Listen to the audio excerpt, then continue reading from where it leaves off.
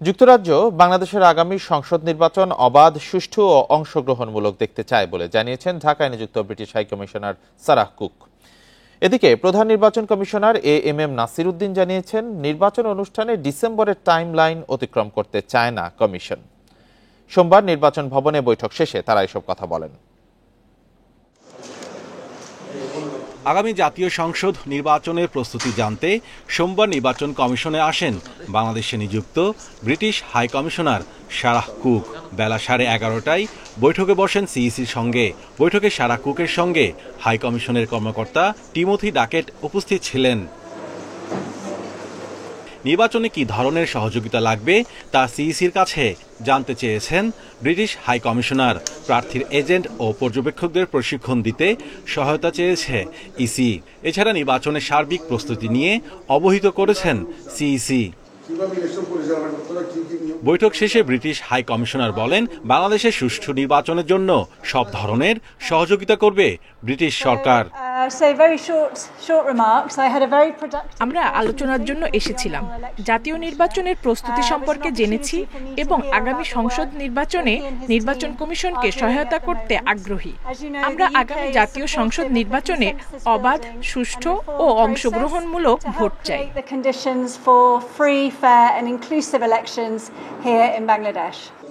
ত্রয়োদশ জাতীয় সংসদ নির্বাচন প্রসঙ্গে সিইসি বলেন, ডিসেম্বরকে মাথায় রেখে ইসি প্রস্তুতি নিচ্ছে। যেহেতু একটা টাইমলাইন আছে আর্লিয়েস্ট ইন ডিসেম্বর, সেটাকে মাথায় রেখে আমাদের প্রস্তুতি আমরা যাতে নিয়ে যাচ্ছি, যাতে ডিসেম্বরে ইলেকশন হলে তো অক্টোবরে শিডিউল ঘোষণা করতে হবে। তো আমরা যাতে ওই টাইমলাইনটা মিস না করি সেভাবে প্রস্তুতি নিচ্ছি। এটা আমি তাদেরকে বুঝিয়েছি, তারা খুব অ্যাপ্রিসিয়েট করেছে, তারা আমাদেরকে হেল্প করতে চান। সিইসি বলেন, হাই কমিশনারের সঙ্গে স্থানীয় সরকার নির্বাচন নিয়ে আলোচনা হয়নি। Mahmudul Hasan, independent news, Dhaka. এই ঈদে জামা জুতো অ্যাক্সেসরিজের ডিসকাউন্ট। যুক্তরাষ্ট্র চীনের পাল্টাপাল্টি শুল্ক আরোপে বদলে গেছে বিশ্ব ব্যবস্থা। বৈশ্বিক সরবরাহ শৃঙ্খলে আসছে ব্যাপক পরিবর্তন। এই অবস্থায় বিশ্ববাসী এক ধরনের বাণিজ্য যুদ্ধের মধ্যে রয়েছে বলে জানিয়েছেন বিশেষজ্ঞরা। তৃতীয় বিশ্বের দেশগুলোতেও এর প্রভাব পড়বে বলে শঙ্কা তাদের। সম্প্রতি কানাডা ও মেক্সিকোর পণ্যে 25% শুল্ক আরোপ কার্যকর করে যুক্তরাষ্ট্র। এছাড়া চীনা পণ্যেও 20% শুল্ক আরোপের ঘোষণা দেয় ট্রাম্প প্রশাসন। বসে নেই কানাডা, মেক্সিকো ও চীন। তারাও মার্কিন পণ্যে পাল্টা শুল্ক আরোপের ঘোষণা দিয়েছে। তাছাড়া জাতীয় নিরাপত্তা ইস্যুতে 25টি মার্কিন সংস্থাকে রপ্তানি ও বিনিয়োগ নিষেধাজ্ঞার আওতায় রেখেছে বেইজিং। এসবের প্রভাব পড়ছে বৈশ্বিক সরবরাহ শৃঙ্খলে। বিশ্ব ব্যবস্থা বদলে গেছে, বিশেষ করে চীনের বিরুদ্ধে মার্কিন শুল্ক আরোপ এবং ইউক্রেন যুদ্ধের কারণে। চীনও পাল্টা শুল্ক আরোপ করেছে। তারা এখন জাপান এবং অস্ট্রেলিয়ার মতো অন্য মার্কিন মিত্রদের সাথে ঘনিষ্ঠ হওয়ার চেষ্টা করবে। এতে সরবরাহ শৃঙ্খলে ব্যাপক পরিবর্তন আসবে। বিশেষজ্ঞরা বলছেন, বিশ্বের বৃহৎ দুই অর্থনীতির দেশ যুক্তরাষ্ট্র ও চীনের পাল্টাপাল্টি শুল্ক আরোপের ফলে বাণিজ্য যুদ্ধ পরিস্থিতি তৈরি হয়েছে। আমরা এক ধরনের বাণিজ্য যুদ্ধের মধ্যে আছি। আমার মনে হয় যুক্তরাষ্ট্র শুল্ক ব্যবহার করে সুবিধা অর্জনের চেষ্টা করছে, বিশেষ করে বাণিজ্য অংশীদারের ওপর, যাদেরকে ওয়াশিংটন নিজেদের জন্য ক্ষতিকর বলে মনে করে। আর চীন সামগ্রিক রপ্তানিতে ক্ষতি না করেই প্রতিক্রিয়া জানানোর উপায় খুঁজে বের করার চেষ্টা করছে। শুল্ক আরোপ ইস্যুতে মূলধন বিনিয়োগে আগ্রহ হারাচ্ছে বড় ব্যবসায়ীরা। এরই মধ্যে এশিয়ার শেয়ার বাজারে পতন ঘটেছে। উত্তর আমেরিকার বাণিজ্য পরিস্থিতিও প্রায় একই। উন্নত দেশগুলোর এমন বাণিজ্য নীতির ফলে তৃতীয় বিশ্বের দেশগুলো ক্ষতিগ্রস্ত হবে বলে মত বিশেষজ্ঞদের। Jobayer Hussain, independent news. চট্টগ্রাম বন্দরে সাধারণ কার্গোর সার্ভিস চার্জ বৃদ্ধি নিয়ে মুখোমুখি শিপিং এজেন্ট ও বার্থ অপারেটররা। এজেন্টদের অভিযোগ, চার্জ বাড়াতে ইচ্ছে করে পণ্য খালাসের গতি কমিয়েছে অপারেটররা। তবে অভিযোগ অস্বীকার করে অপারেটররা বলছেন, 1.5 যুগ ধরে চার্জ না বাড়ায় লোকসান হচ্ছে। সমস্যা সমাধানে মন্ত্রণালয়ে চিঠি দিয়েছে বন্দর কর্তৃপক্ষ। চট্টগ্রাম বন্দরে জেনারেল কার্গো বার্থ জিসিবির 6টি জেটিতে কন্টেইনার জাহাজ নোঙ্গর করে। এসব কন্টেইনার উঠানামা করে বন্দরের বার্থ অপারেটররা। প্রতি কন্টেইনারে 559 টাকা পান তারা, যা পরিশোধ করে সংশ্লিষ্ট শিপিং এজেন্ট। কিছুদিন ধরে এই সার্ভিস চার্জ নিয়ে শিপিং এজেন্ট ও বার্থ অপারেটরদের মধ্যে দ্বন্দ্ব দেখা দিয়েছে। অপারেটরদের দাবি, প্রতি বছর শ্রমিকদের মজুরি 10% করে বাড়লেও 18 বছরে সার্ভিস চার্জ বাড়েনি। বিগত সরকারকে আমরা অনেকবার অনুরোধ করেছিলাম যে আমাদের রেটটা যেন বৃদ্ধি করা হয় অনবোর্ডে, কারণ এটা কোভিডের সময় আপনারা সবাই জানেন যে অ্যাবনর্মালি সারা পৃথিবীব্যাপী পণ্য সব কিছুর দাম বেড়ে গিয়েছিল। তো এটা আমরা অনুরোধ করেছিলাম, but nobody took any action. তবে এজেন্টরা বলছেন, কন্টেইনার প্রতি 110% চার্জ বাড়াতে চায় বার্থ অপারেটররা। চার্জ বাড়ানোর বিষয়ে বন্দরের সাথে আলোচনা চলছে। আমাদের একটা রেগুলেটরি বডি আছে, সেই বডির সাথে বসে কিন্তু সেটা নির্ধারণ করা হয় যে সেটা বন্দর কর্তৃপক্ষ আছে, প্লাস মাঝখানে চেম্বার, চট্টগ্রাম চেম্বারকে দায়িত্বটা দেওয়া হয়েছিল। তো বিভিন্ন সময় কিন্তু আমরা বিভিন্ন সময় এই বৈঠকগুলো হয়েছে। আমরাও চাই যে একটি স্থায়ী সমাধান হোক এবং চট্টগ্রাম বন্দর স্মুথলি রান করুক। দুই সংস্থার বিরোধে বন্দরের কার্যক্রম বাধাগ্রস্ত হচ্ছে বলে জানিয়েছে কর্তৃপক্ষ। সংকট সমাধানে কয়েক দফা বৈঠকও হয়েছে। আমরা বন্দরের পরিবেশ সুষ্ঠু সুন্দর রাখার স্বার্থে যাতে কার্যক্রমের মধ্যে কোনো রকম অসুবিধা না হয়, কোনো রকম শ্রমিক অসন্তোষ না হয়, এই বিষয়টার জন্যই এই ধরনের মানে তাদের ইন্টারনাল বিরোধগুলো আমরা অনেক সময় ইন্টারভিন করি। বার্থ অপারেটরদের দাবি, বর্তমানে প্রতি কন্টেইনার হ্যান্ডলিংয়ে 353 টাকা ক্ষতি হচ্ছে তাদের।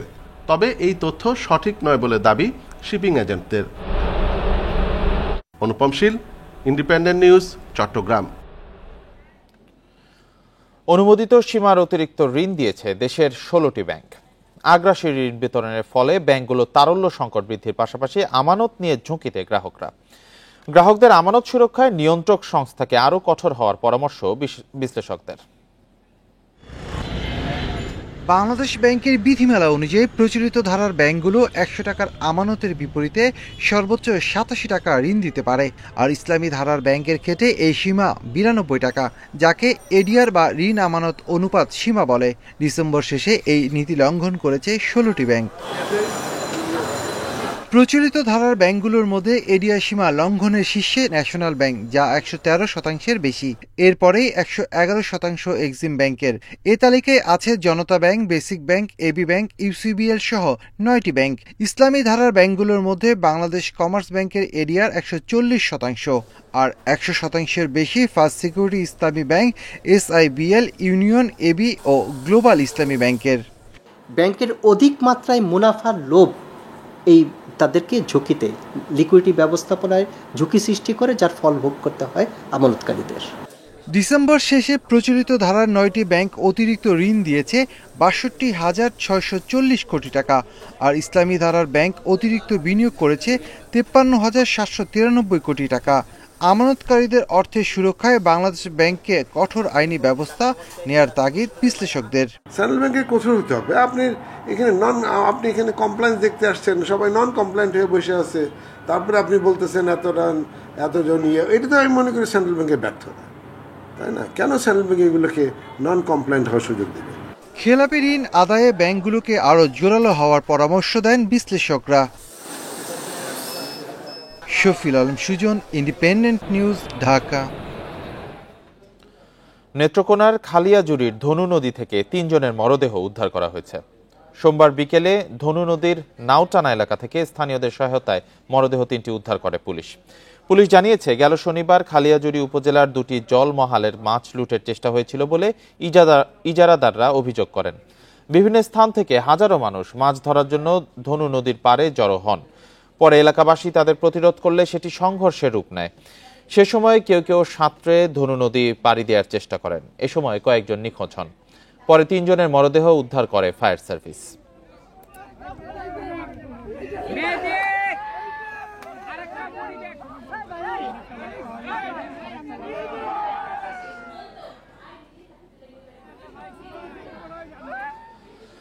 অশালীন অঙ্গভঙ্গির মাধ্যমে নারীদের উত্ত্যক্ত করার অভিযোগে খালিদ মাহমুদ হৃদয় খান নামে এক টিকটকারকে আটক করেছে পুলিশ।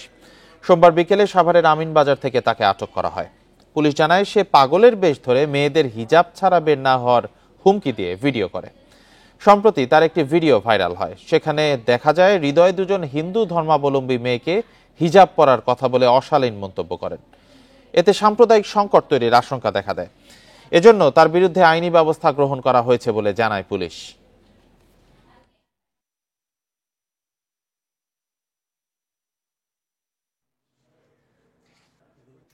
একটা সমাজে অস্থিতিশীল তৈরি করা বা ছেলেদেরকে ধর্ষণে উস্কানি দেওয়া এরকম বাণী দিচ্ছে সে।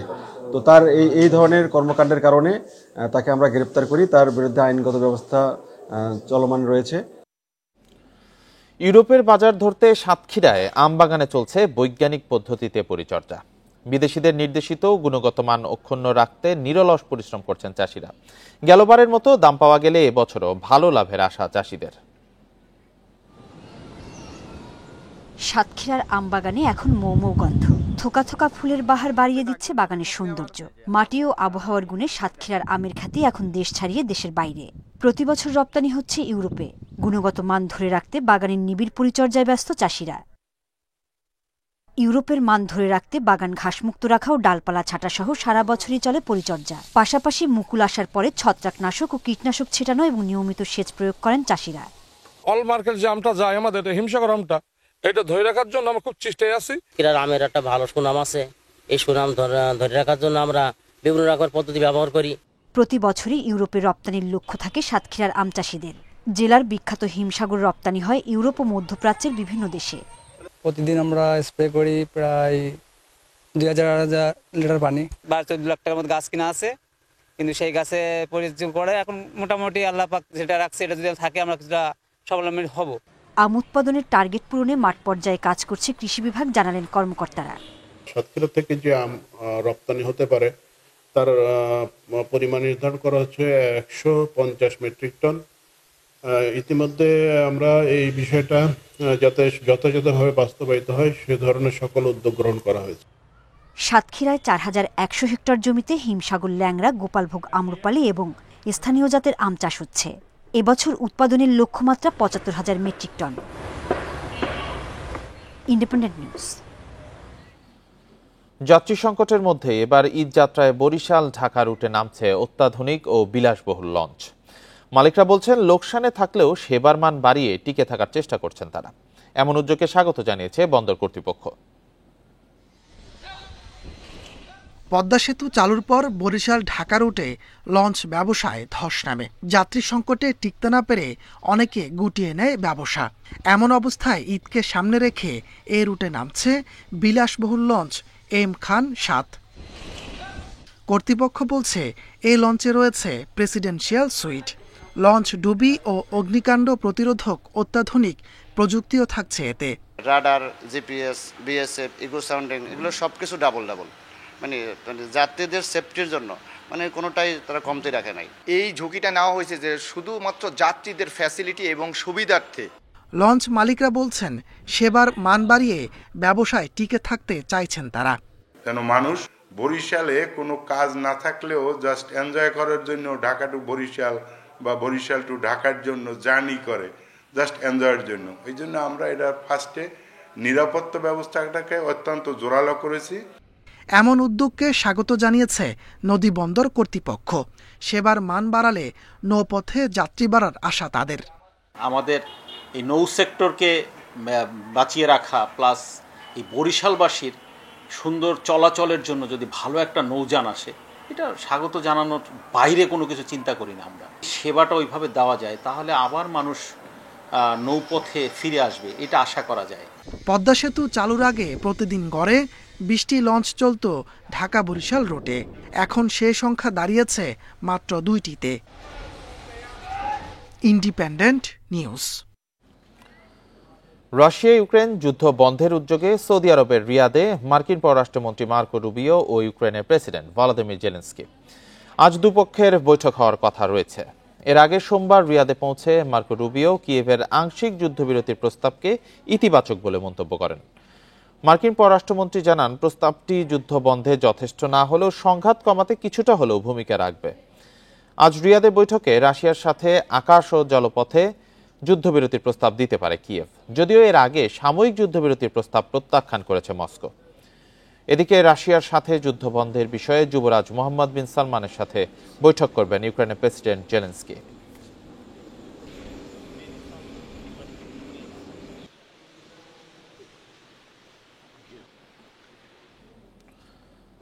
গুপ্তচর বৃত্তির অভিযোগে 2 ব্রিটিশ কূটনীতিককে বহিষ্কার করেছে রাশিয়া। সেই সাথে তাদের 2 সপ্তাহের মধ্যে রাশিয়া ছেড়ে যাওয়ারও নির্দেশ দেওয়া হয়েছে। এদিকে এমন ঘটনা প্রথম নয় জানিয়ে কূটনীতিকদের বিরুদ্ধে আনা অভিযোগ ভিত্তিহীন ও বিদ্বেষপূর্ণ বলে মন্তব্য করেছে ব্রিটিশ পররাষ্ট্র দপ্তর। ওয়াশিংটন মস্কোর সম্পর্ক ঘুরে দাঁড়াতে শুরু করার পর থেকে এবারই প্রথম 2 পশ্চিমা কূটনীতিককে বহিষ্কার করল রাশিয়া।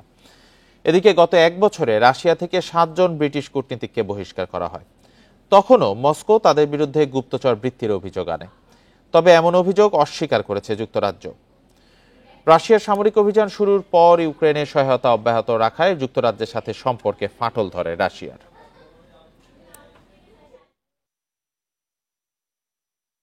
সৌদি আরবে কন্ডিশনিং ক্যাম্পের ফাঁকে ফুটবলাররা ওমরা হজ করেছেন। সেখান থেকে একতার বার্তা দিলেন অধিনায়ক জামাল ভুঁইয়া। আন্তর্জাতিক ম্যাচ সামনে রেখে গত কয়েক বছর ধরেই সৌদি আরবে অনুশীলন ক্যাম্প করছে বাংলাদেশ ফুটবল দল। অনুশীলন বিরতিতে করেছে ওমরা। এবারও ব্যতিক্রম হয়নি। সোমবার অনুশীলন বন্ধ ছিল জামাল তপুদের। আর এই সুযোগ কাজে লাগিয়ে দলের মুসলিম খেলোয়াড়, কোচিং স্টাফ ও ম্যানেজমেন্টের সদস্যরা পবিত্র ওমরা পালন করেছেন। এশিয়ান কাপ বাছাইয়ে ভারত ম্যাচের জন্য দেশবাসীর কাছে দোয়া চেয়েছেন ফুটবলাররা।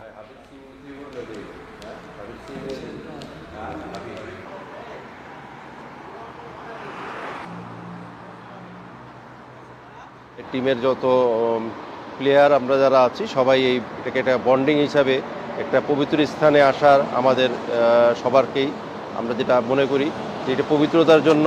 ফার্স্ট টাইম যখন আমরা একসাথে মক্কাতে গেছি, আমরা একসাথে কাঁদছি, একসাথে প্রে করছি, সব কিছু একসাথে করছি। আজকে সেম। আমার মনে হয় যে এটা আমাদের টিমের জন্য ভালো, আমরা সবাই একত্রিত হয়ে ওমরা করি আর সবার সাথে সবার কমিউনিকেট হয় ভালো। প্রতিবারের মতো এবারও ঢাকা বিশ্ববিদ্যালয়ের টিএসসির মাঠে জমে উঠেছে ইফতার আয়োজন। বর্তমান ও সাবেক শিক্ষার্থী ছাড়াও সেখানে অংশ নেন অনেক মানুষ। শিক্ষার্থীদের সামর্থ্যের মধ্যে ন্যায্য মূল্যে বিভিন্ন খাবারের পসরা সাজিয়েছেন বলে জানান বিক্রেতারা। সব মিলিয়ে বিভিন্ন শ্রেণী পেশার মানুষের একসঙ্গে বসে ইফতারের আয়োজন তৈরি করছে সাম্য ও ভ্রাতৃত্বের আবহ। বিকেল গড়াতেই ঢাকা বিশ্ববিদ্যালয়ের টিএসসির মাঠে জড়ো হতে শুরু করেন শিক্ষার্থীরা। অনেকের হাতে থাকে ঘরে বা হলে বানানো পছন্দের খাবার। আশেপাশের দোকান ও ভ্রাম্যমাণ বিক্রেতাদের কাছ থেকেও কিনে নেন কিছু কিছু। সময় গড়ানোর সঙ্গে চলে ইফতারের প্রস্তুতি। ছোট ছোট দলে ভাগ হয়ে এই আয়োজনে সামিল হন ছাত্রছাত্রী ও তাদের বন্ধু স্বজন সহ অনেকেই। ক্লাসের বাইরে সবাই মিলে এইভাবে একসাথে রোজা রমজান মাসে একসাথে এক জায়গায় একত্রিত হয়ে ইফতার করলাম, এটাই এক প্রকার আনন্দ। ক্যাম্পাসে হচ্ছে যে 7 বছর হয়ে গেছে, প্রায় শেষের দিকে চলে আসছি। এটা আমাদের একটা হচ্ছে যে আবেগের জায়গা। টিএসসি এলাকার দোকানিরা জানান, শিক্ষার্থীদের কথা ভেবেই খাবারের দাম নাগালে রাখার চেষ্টা করেন তারা। বিক্রিও ভালো হচ্ছে বলে দাবি তাদের। 5 টাকা পিস আলুর চপ, বেগুনি 5 টাকা, সবচেয়ে কম দামে আমরা বিক্রি করি ছাত্রদের জন্য। সারা বছরে দেখা যায় যে কর্মব্যস্ততার কারণে সবার সাথে দেখা হয় না, এটা একটা উপলক্ষ থাকে যে একসাথে বন্ধুরা মিলে আসা, ইফতার করা। অনেকে সারা বছরে একবারও হয়তো বন্ধুদের সঙ্গে বসে কিছুটা সময় কাটানোর সুযোগ পান না। রমজানে ইফতারের এই আয়োজন যেন হয়ে ওঠে তাদের মিলন মেলা। সবাই মিলে এখানে যে ইফতার করার যে একটা আনন্দ, সেটা আসলে অন্যরকম। এটা রমজানে, শুধুমাত্র রমজানে এটা পসিবল। এটা এক ধরনের ভিন্ন রকম অনুভূতি, নিজের বাউন্ডারি বা আশেপাশের মানুষের সাথে মেশা বা আশেপাশের মানুষের সাথে কথা বলা। ফ্রেন্ডকে আমরা দেখতে আসছি এবং তার সাথে এখন ইফতার করতেছি। অন্যান্য সময় হয়তো বসা হয় না, তার সাথে গল্প করা হয় না অনেক। টিএসসির ইফতারে সব ধর্ম বর্ণের মানুষের এই মেলবন্ধন দেয় সাম্যের শিক্ষা। সবার মধ্যে তা ছড়িয়ে দিতে চান বলে জানান শিক্ষার্থীরা। সুলতানা জাহান মিতু, ইন্ডিপেন্ডেন্ট নিউজ, ঢাকা। আর এই ছিল এখনকার সংবাদে। ধন্যবাদ সবাইকে।